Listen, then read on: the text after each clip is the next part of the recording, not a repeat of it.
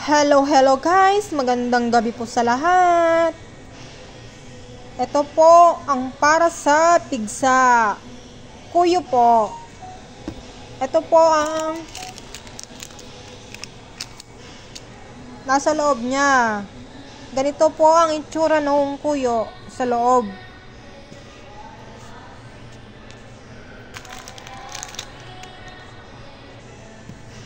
Ito po ang kuyo.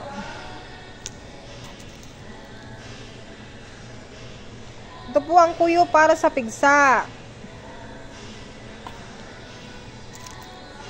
Ang paggamit po nito ay tutunawin nyo po. Papainitin nyo po siya sa kandila or kaldero. Pagka nag-moist na po siya at lumambot, pwede nyo po siyang ilagay sa may pigsa nyo. Ang pigsa kasi napakasakit po niya pag tumubo eh. Lalo sa tag-init. Lalo na po yung mga matataba. Karamihan po nagkakaroon ng pigsa ang mga matataba. Ayan po oh. Ganyan po ang kuyo, ang itsura ng kuyo.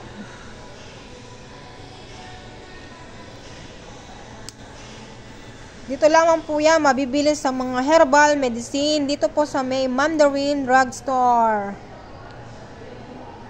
Dito po sa Robinson Star Mills, Pampanga. Sa mga naghahanap po ng kuyo, meron po dito sa may Mandarin, Robinson Star Mills, Pampanga po. Ayan po ang kuyo. Para po talaga yan sa may pigsa.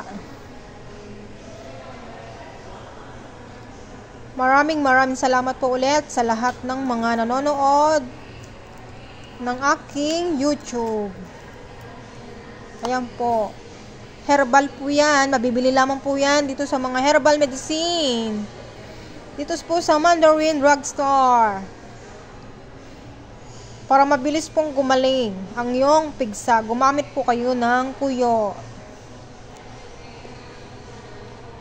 Maraming salamat po ulit sa lahat ng mga nanonood, sa lahat po ng nag-subscribe, nag-like and share. Thank you very much po. Magandang gabi po sa lahat. Mag-ingat po tayo palagi. Manalangin din po tayo saan man po tayo magpunta.